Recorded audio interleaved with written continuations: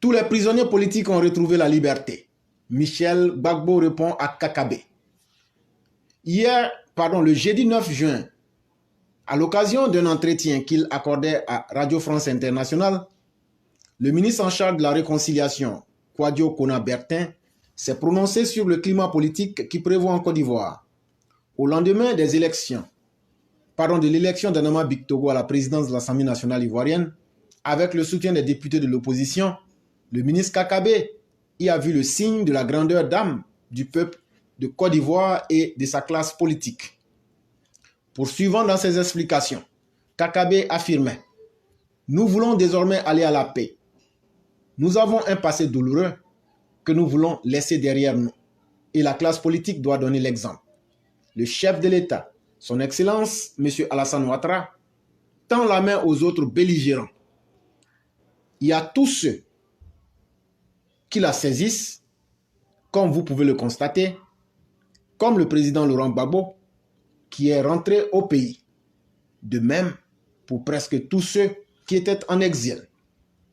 Par ailleurs, le ministre de la Réconciliation a affirmé que tous les prisonniers politiques ont retrouvé la liberté. Un dialogue politique s'est tenu récemment et presque tous les partis politiques ont signé un rapport final.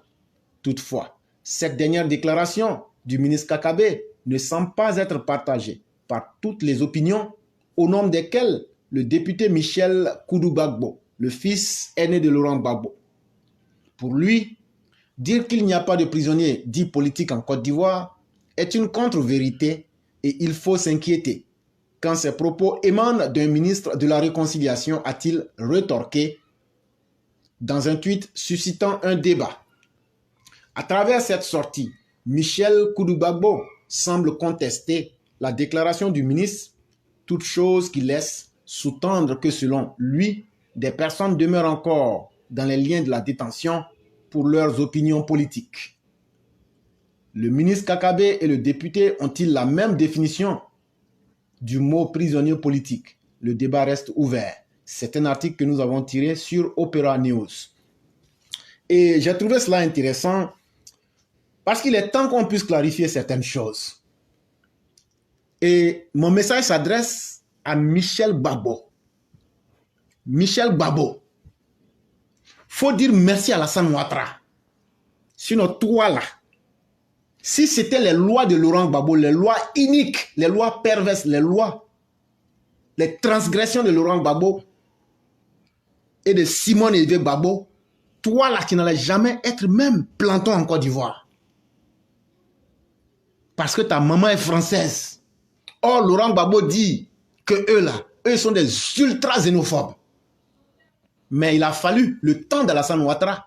C'est une insulte politique à l'intelligence de Laurent Gbagbo et de tous les xénophobes que le fils blond de Laurent Gbagbo, un député blanc à l'Assemblée nationale ivoirienne, il a fallu Alassane Ouattara pour le réaliser.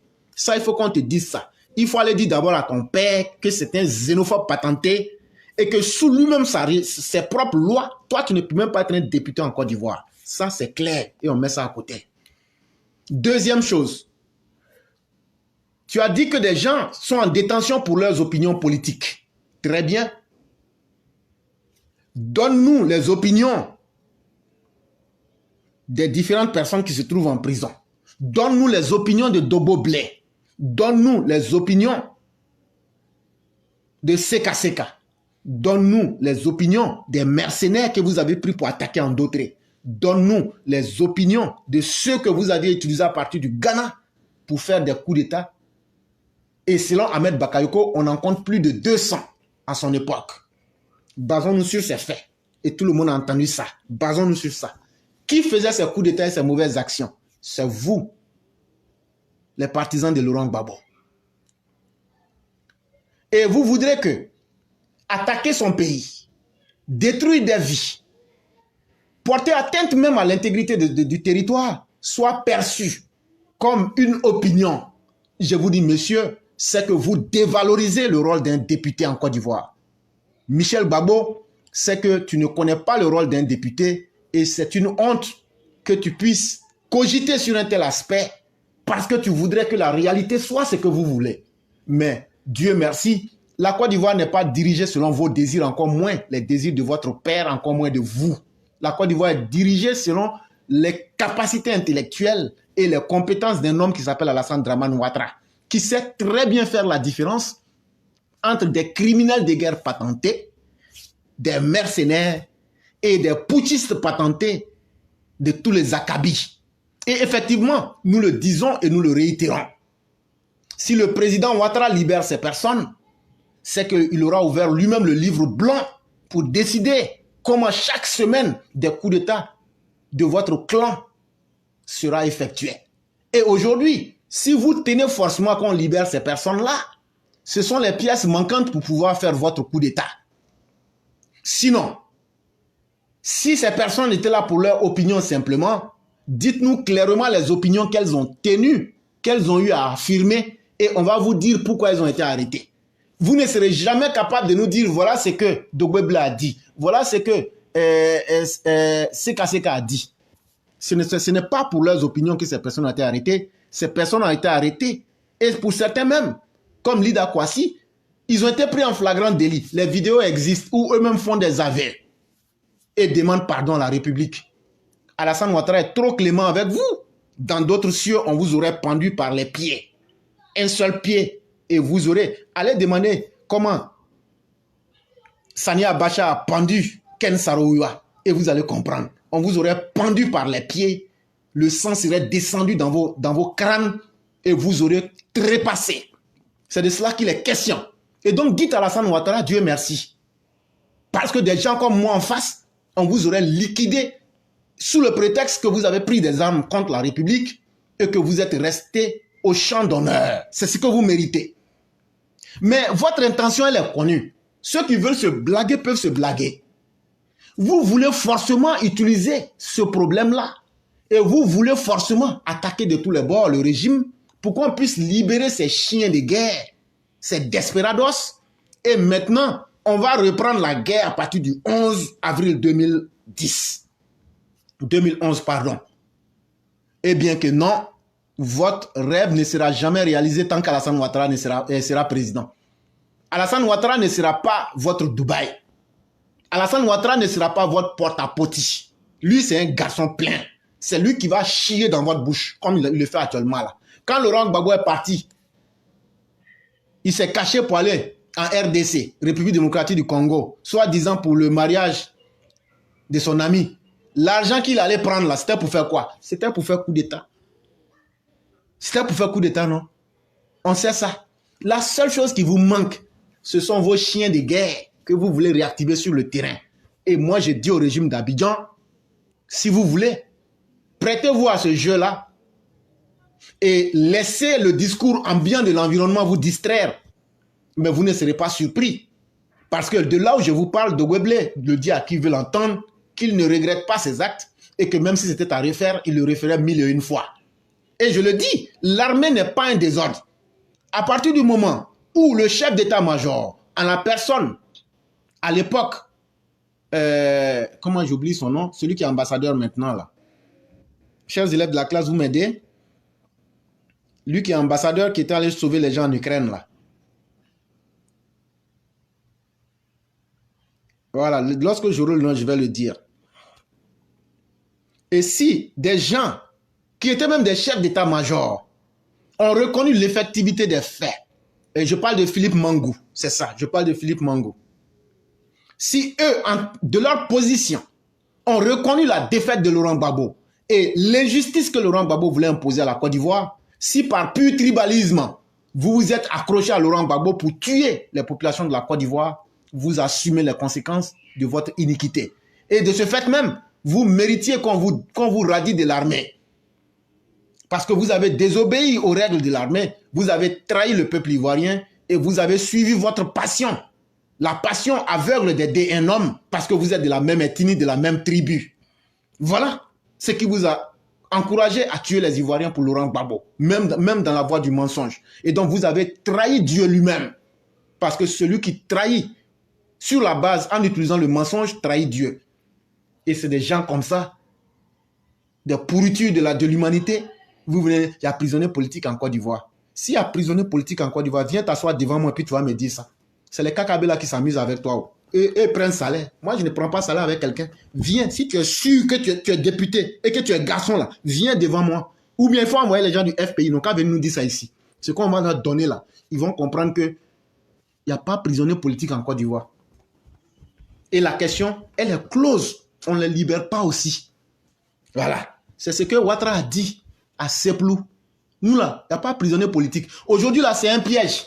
Si Ouattara libère ceux-là, c'est que Ouattara avait caché des prisonniers politiques. Donc là, nous on dit Ouattara n'a pas de prisonniers politiques. Donc là, allez fabriquer vos prisonniers politiques, vous amenez, et puis maintenant Ouattara va les libérer. Mais sinon, à l'instant, depuis que Ouattara a pris le pouvoir, ce n'est pas vous, vos flaflas là qui vont inquiéter le président. Le président ne s'est jamais compromis. Il a toujours été honnête et correct dans sa démarche.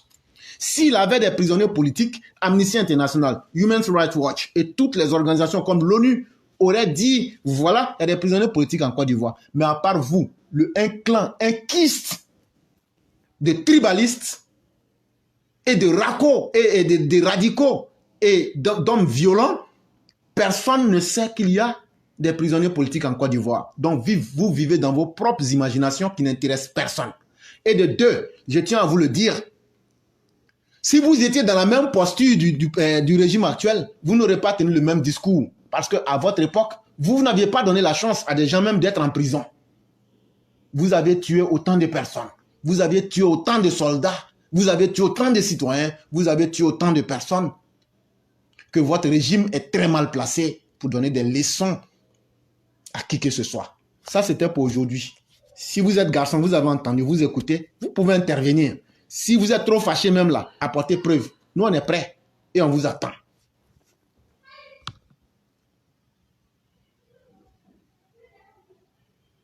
Sujet numéro 5.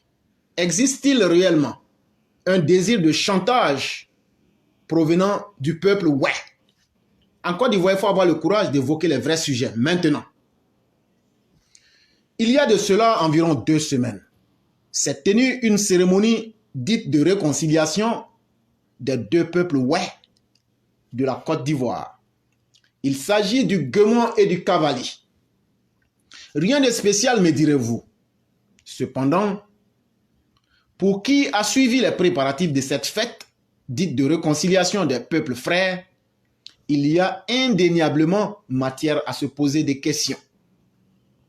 Le pourquoi du choix de Paris, mais surtout l'épineux problème financier.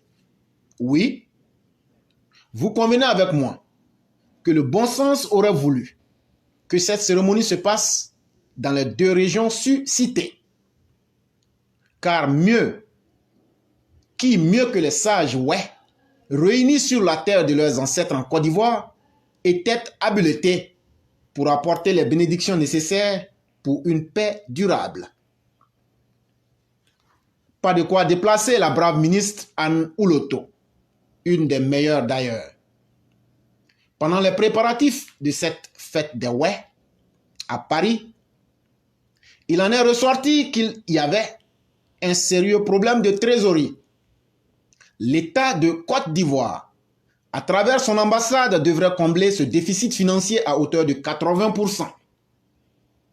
Si cela s'avérait exact, pourquoi une fête de réconciliation ouais aux frais de l'État de Côte d'Ivoire? Il n'y aurait pas là un désir dissimulé, de joindre l'utile à l'agréable sans bourse déliée.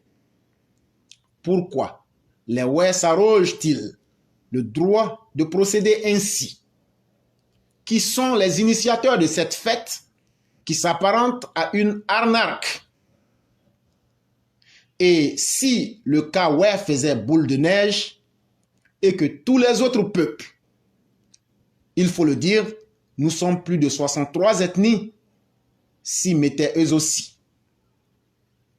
C'est pour cela que nous dénonçons une manœuvre régionaliste insensée.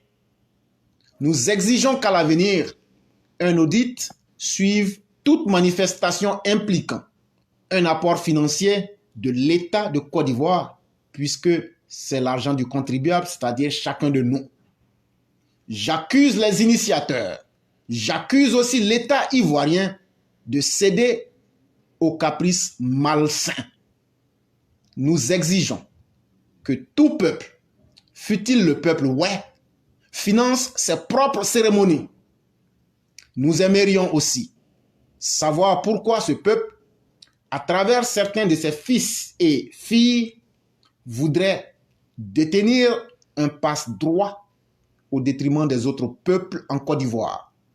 Source Massiata Blanc, lecture d'éclaireur pro-vérité, et j'assume, je partage pleinement ce qui a été dit. Tout le peuple doit être mis au même niveau. Le peuple ouais n'a pas été plus victime que le peuple de l'Ouest, du Sud, du Nord et de n'importe quels horizons de la Côte d'Ivoire. Et on n'acceptera pas et on ne va jamais accepter cette surenchère malsaine et honteuse qu'un peuple utilise pour se victimiser, alors que ce même peuple-là aussi, pendant plus de 10 ans, a martyrisé les Baoulés, a martyrisé les gens du Nord, a martyrisé les BT, a martyrisé les autres populations de la Côte d'Ivoire à travers le APOE, à travers le mouvement de Manglofier, à travers plusieurs mouvements comme le FLGO pour tuer les Ivoiriens. Ça aussi, il faut qu'on vous dise ça en face et de façon très crue. On n'a pas oublié ça et on ne va pas oublier. Et vous mériterez et vous ferez mieux, je veux dire, de faire profil bas. Parce que cette nouvelle génération que nous sommes, vous pouvez dire ce que vous voulez, mais personne ne se laissera faire. Et donc ça ne passera pas. C'est très important. Vous pouvez dire ce que vous voulez. Vous pouvez dire de moi ce que vous voulez, mais je vais éveiller les autres Ivoiriens pour dire que votre supercherie ne passera pas. C'est malsain, c'est honteux et c'est aberrant.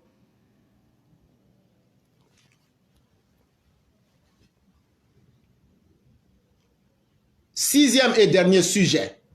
17 juin 2021, 17 juin 2022, Laurent Gbagbo écrit en minuscule et son retour de la honte en Côte d'Ivoire. Petit A. Présentation du contexte. Le contentieux et le passif des 2 dernières décennies ne sont pas du tout réglés en Côte d'Ivoire. Une entente de façade entre des parties, croyant chacune tirer profit de la situation, donne lieu à des cérémonies symboliques et quelques déclarations fortes, notamment quelques témoignages émouvants qui proviennent des dialogues dits politiques entre guillemets. Cependant, des personnes ou des couches du corpus social qui ont eu l'occasion de s'exprimer reviennent régulièrement sur des sujets qui fâchent, pour lesquels il n'y a jamais eu de coupable, entraînant un élan d'injustice persistant chez les victimes à qui on demande de ne pas agir sans que justice ne leur soit rendue.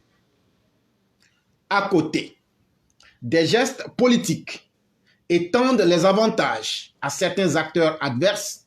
Malheureusement, cela est vu comme une continuation de l'impunité dans les couches populaires et dans certains milieux intellectuels. Toutefois, l'on doit constater de véritables rides persistantes et des violences dans plusieurs poches et bastions identifiés, toujours proches de l'opposition, moins nombreuses qu'auparavant, mais plus organisées et prêtes à de plus grandes intensités de violence et de brutalité. L'opposition qui avait planifié le chaos à la suite des élections présidentielles de 2020 n'est toutefois pas parvenue à constituer un front unique et homogène, malgré une vraie remobilisation de ses troupes qui a fort heureusement donné du crédit à l'élection présidentielle. Petit B, l'impact du retour de Laurent Gbagbo en minuscule. Contrairement à ceux qui avaient vu dans son retour des signes d'un homme habité par la sagesse, ce fut totalement le contraire. Ce fut l'apologie de la déchéance d'un homme dans tous les sens. Le 17 juin 2021, c'est un vieil homme tremblotant, plein de maladies chroniques, gonflé de haine et de vengeance contre tout le monde, à commencer par son propre camp, qu'il nous a été donné de constater. Dans l'avion, lors de son retour, le Seplou se plaira à dire qu'il n'a rien à dire aux victimes de tous les bords, puisqu'il s'estime être la victime à qui le monde entier doit tout. Quelle inconscience! Le contexte est extrêmement fragile et Laurent Gbagbo en minuscule fera tout pour installer la violence, la chienlit et en profiter, comme on a pu l'observer dans ses propos devant les Atchans, devant les ouais et ses nombreuses diarrhées verbales sans tête ni queue. Laurent Gbagbo, le criminogène, désire coûte que coûte activer les volcans de la haine tribale à travers ces turpitudes verbales teintées d'expressions tribalistes, d'incitation à la révolte contre l'autorité de l'État et surtout la falsification de l'histoire de la Côte d'Ivoire. C'est une situation complexe et si elle n'est pas bien gérée, finira par donner lieu à un atterrissage brutal, c'est-à-dire faire sombrer le pays dans le chaos. Le retour de Laurent Gbagbo avait, à n'en point douter, redonné à l'opposition un regain de vitalité politique et revendicative syndicale. Et il faudrait alors compter avec des actions et des intentions plus incisives contre le pouvoir en place, comme décidé entre lui et M. Bédié lors de leur rencontre farfelue dans une plantation quelque part là-bas à Daoukro. Ils ont décidé de tout mettre en œuvre pour faire tomber le pouvoir actuel avant 2025 afin d'infliger à Alassane Ouattara l'humiliation de sa vie. À moins de dire le contraire, je ne vois pas comment cela pourrait se faire sans turbulences et conséquences imprévisibles pour notre Côte d'Ivoire. Dans une interview accordée à TV5, Laurent Gbagbo en minuscule disait clairement, ce vieux roublard, vouloir conquérir le pouvoir. Il ne lâchera pas parce qu'il veut se venger et à preuve, il dit qu'il veut prendre le pouvoir pour le remettre aux soi-disant vrais Ivoiriens et que personne ne lui dictera l'âge idéal de prendre sa retraite politique. Le 17 juin 2021, Laurent Gbagbo rentra en Côte d'Ivoire comme un gros bouffon qui piétinait lui-même son propre destin. Ce fut la grosse honte pour ses partisans, mais aussi pour tous les observateurs internationaux qui avaient voulu lui accorder un minimum de crédit. Le passif de Laurent Gbagbo en minuscule est très lourd du point de vue des atrocités commises sous sa responsabilité entre 2000 et avril 2010. Ces questions doivent être élucidées comme des préalables au risque qu'elles se révèlent comme une pratique de l'injustice et traduite dans la pensée de nos militants comme une trahison du pouvoir en place. En clair, nous demandons au pouvoir du président Alassane Ouattara de soumettre Laurent Gbagbo à la rigueur des lois ivoiriennes. Sinon, en définitive, les gens seront morts pour rien. Aussi, la question de l'impact du retour de Laurent Gbagbo se mesure non seulement en termes d'enjeux et d'opportunités, mais également se résout dans les réponses aux questions complexes sur la gestion de crise en rapport avec la gestion du changement sociopolitique nouveau dans lequel le parti au pouvoir veut prendre le risque de l'aventure sans qu'aucune responsabilité ne soit établie pour ceux qui sont morts pour lui. L'exercice de l'analyse de la situation fait appel à plusieurs dimensions qui malheureusement échappent à la volonté politique qu'il ne doit pas perdre s'il n'a pas la réponse aux bonnes questions sur la situation. Lesquelles questions renvoient objectivement à les exorciser bien avant de décider.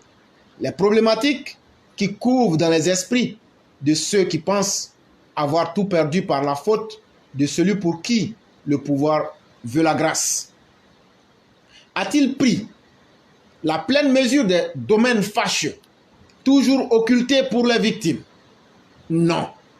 Il s'agit d'évaluer avant tout les dimensions du risque de rejet d'une réconciliation politisée en clarifiant le passage d'une étape à une autre du trajet, en évaluer les freins à l'acceptation, la dimension individuelle, la dimension collective, la dimension culturelle, la dimension fonctionnelle, la dimension institutionnelle, la dimension organisationnelle. Sans être révisionniste, je persisterai à dire que Laurent Gbagbo, en minuscule, doit des comptes aux autres Ivoiriens que nous sommes, qui veulent tout sauf de Laurent Gbagbo. Ce criminel non repenti de Laurent Gbagbo en minuscule doit être mis en face de ses responsabilités et le pouvoir actuel doit cesser de le caresser dans le sens du poil. C'est pourquoi il doit y avoir un moment de préparation psychologique des populations à travers la justice, surtout en faveur de nos propres militants qui ont été les grandes victimes de ce criminel qu'on tente de nous imposer comme le rédempteur. Cela passe forcément par l'interrogation de ceux qui en ont souffert, mais apparemment considérés comme des laissés pour compte. Personne ne pourra malheureusement répondre ou décider à leur place. Le sentiment est profondément individuel et personnel. Leur position sur la question, bien que muette, est si tranchée que celle des Gore sur l'acceptation du nom Gbagbo, que j'écris en minuscule. Pour bon nombre d'Ivoiriens, Gbagbo, en minuscule, ce criminel impénitent, ne peut être un élément ou un critère de réconciliation en Côte d'Ivoire. D'ailleurs, je le dis avec fierté, la place de Laurent Gbagbo ne devrait pas être parmi les vivants. Le retour de Laurent Gbagbo en Côte d'Ivoire aura rappelé à chaque conscience de victime les événements traumatisants à degrés variables. Ça ne sera pas une sinécure pour le pouvoir. Le choix est à double face. Mais, en toute évidence, il ne facilitera pas la gestion du pouvoir dans un futur que j'espère sera mieux préparé pour amoindrir les effets pygmalions et retentissants. En conclusion, Laurent Gbagbo se présente aujourd'hui, 17 juin 2022, comme un fléau pour le bon dynamisme enclenché par le docteur président Alassane Ouattara. D'ailleurs, je lance un défi à quiconque de me donner un seul aspect positif apporté par Laurent Gbagbo en minuscule dans la vie de notre nation qu'est la Côte d'Ivoire. Il faut tout simplement avoir le courage de débarrasser la plantation ivoirienne de cette mauvaise herbe de Laurent Gbagbo en minuscule. Source Éclaireur Pro Vérité.